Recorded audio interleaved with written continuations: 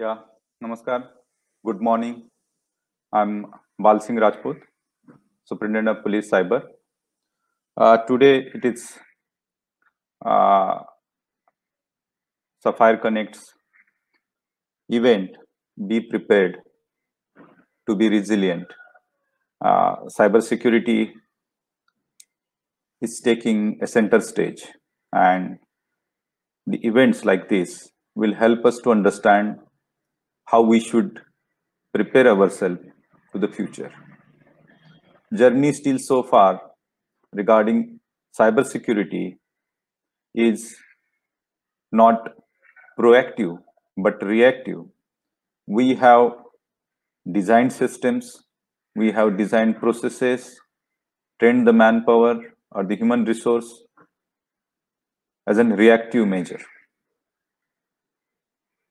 I have been asked to talk to you regarding evolution of cybersecurity in India and how to be resilient. First of all, the title of the webinar is very important. Be prepared to be resilient. Resilient means bouncing back when you are hit, not once but always. So it's just like a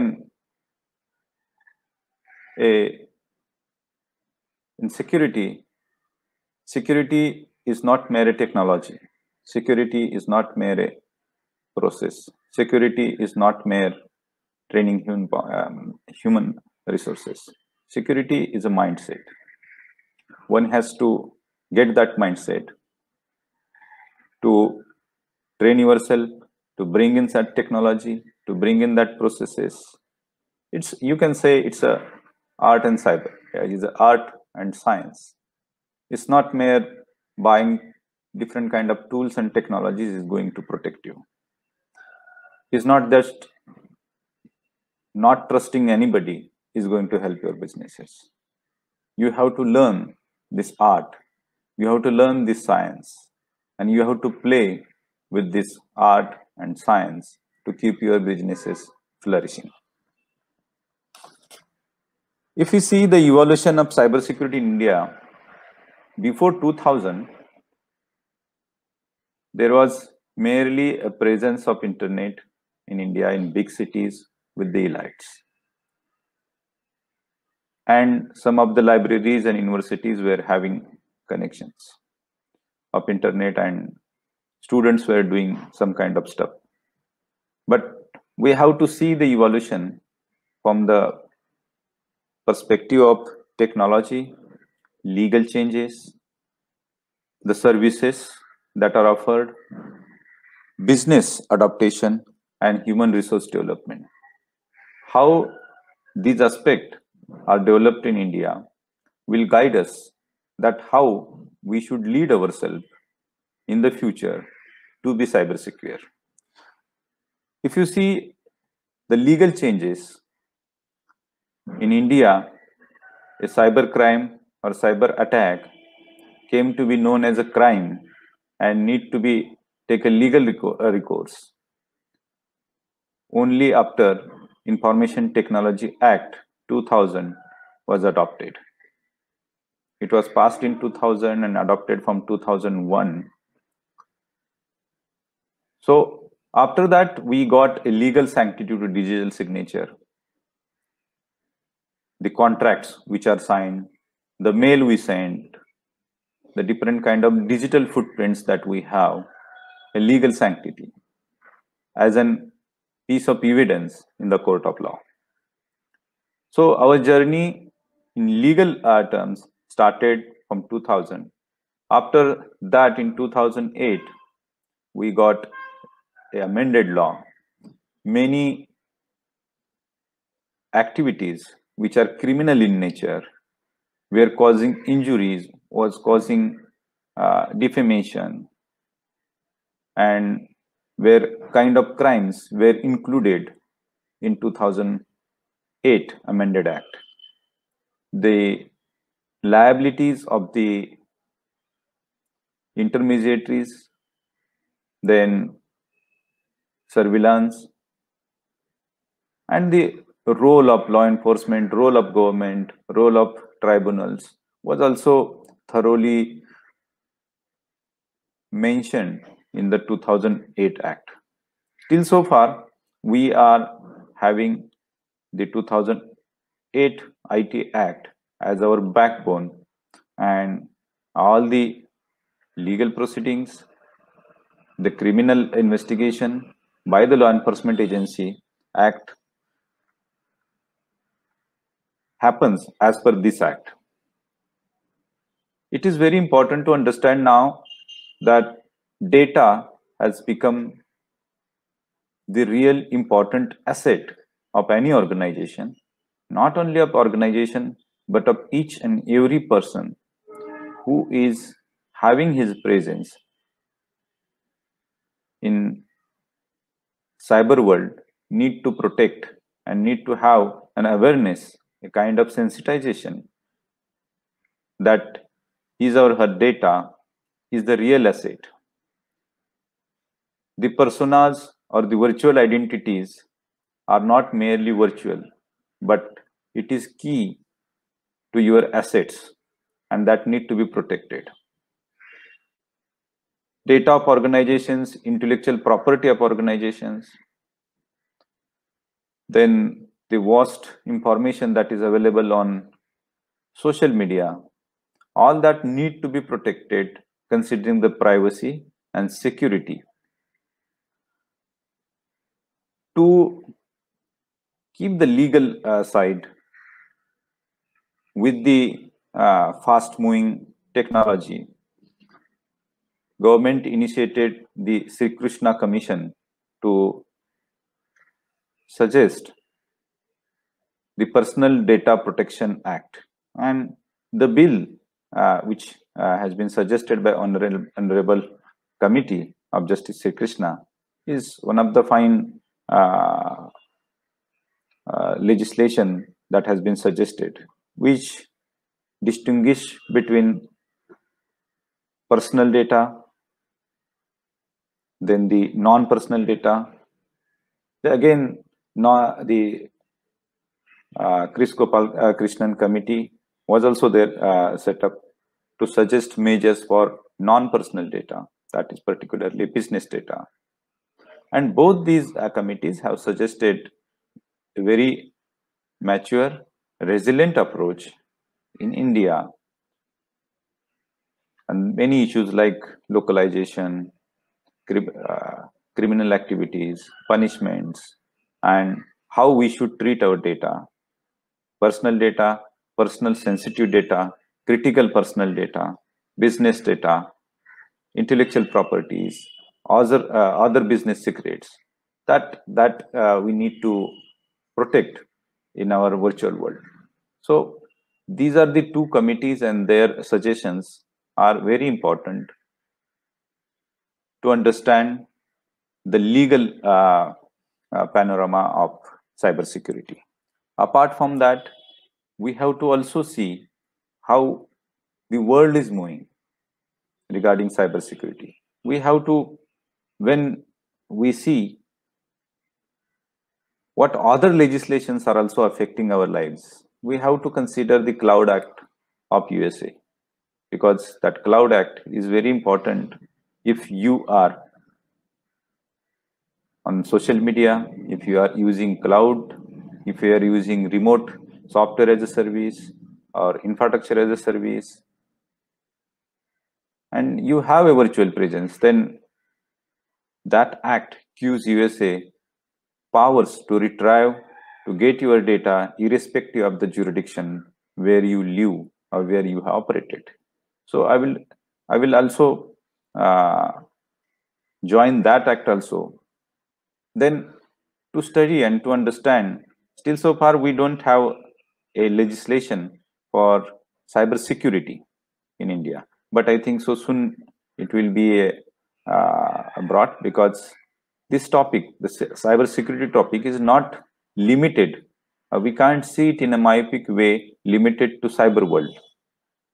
It transcends to all other domains, including the defense, the internal security, the public order, crime, business, and the day-to-day life of every person that is being touched by the cyber world.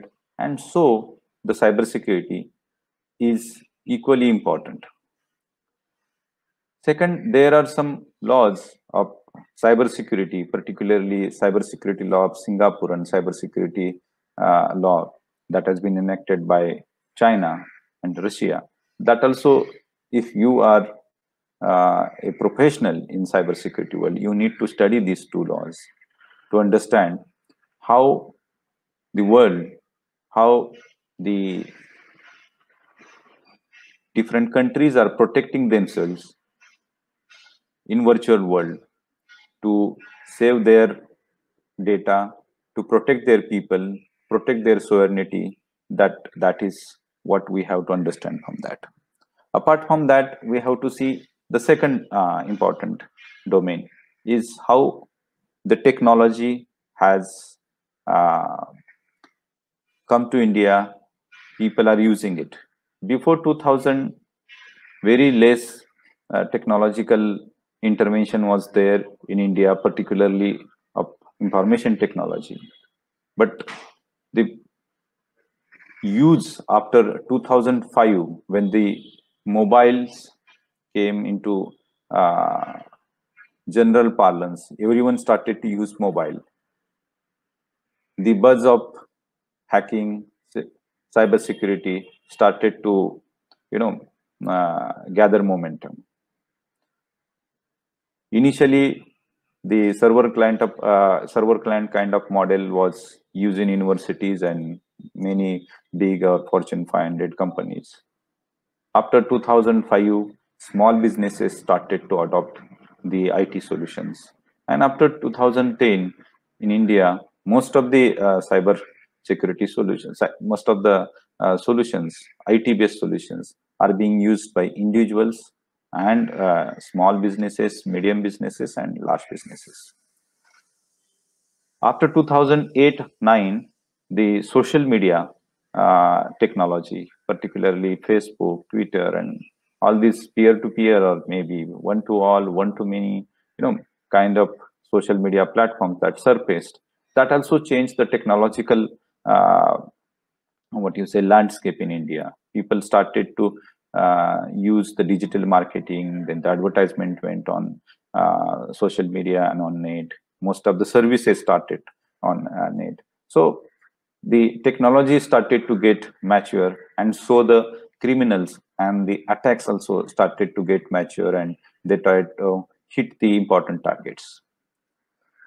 Now, after 2015, we can say there is another boom due to fintech, because earlier it was only services, data that was online. Now the transactions, all kind of transactions has gone online.